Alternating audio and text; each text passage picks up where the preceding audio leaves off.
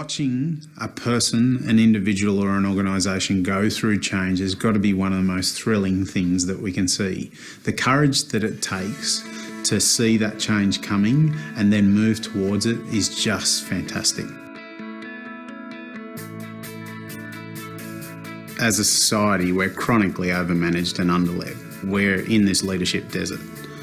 And people are so thirsty for leadership that they'll drink the sand. The truth is that we're right smack bang in the middle of a 500-year scientific revolution. We know a lot about people.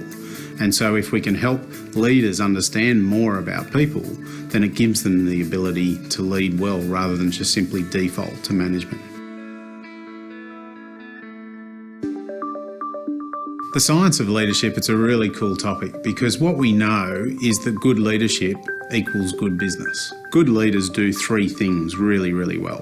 The first thing that leaders can do is, number one, they help people manage pressure. So knowing when to dial it up and when to back it off. Incredibly important.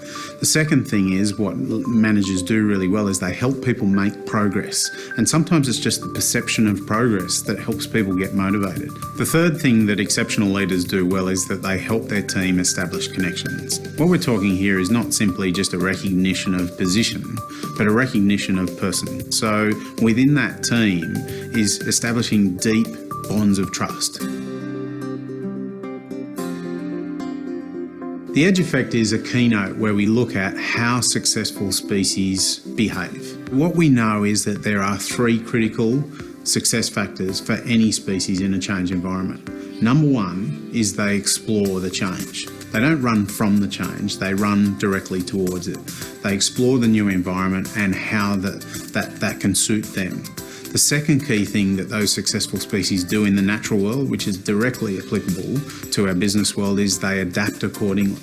So they don't resent the change, they don't resist the change, but they actually say, how can I adapt myself accordingly into this space? And then the third key element, and it's so critical for successful organisations facing change, is that they specialise accordingly. What can they be famous for? Where can they find their niche within this new change environment? Toughen up is a really exciting concept. What we know is, without doubt, that we are facing this constant change environment, but how do we build really, really resilient and agile cultures to adapt towards that change? Interestingly enough is that culture would have to be the most discussed, least understood topic on the planet. And if we can turn around and help people understand that a culture is simply a repeatable set of behaviours in a given context, what we know is that if we choose certain behaviours, that can actually bulletproof our culture as a result. A conference can be a marvellous thing for behaviour change. When we get those teams away from their workplace for a day, they start to think differently. But what we also need to consider is not just thinking differently, but behaving differently when they go back to that workplace. So what can we do at that conference that will change people's behaviours in a lasting fashion? That's our great challenge. And that's where I like to work with clients and say, well, if you're going to take them out for a day, what do you do back in that environment so that when they re-enter that environment, things are different?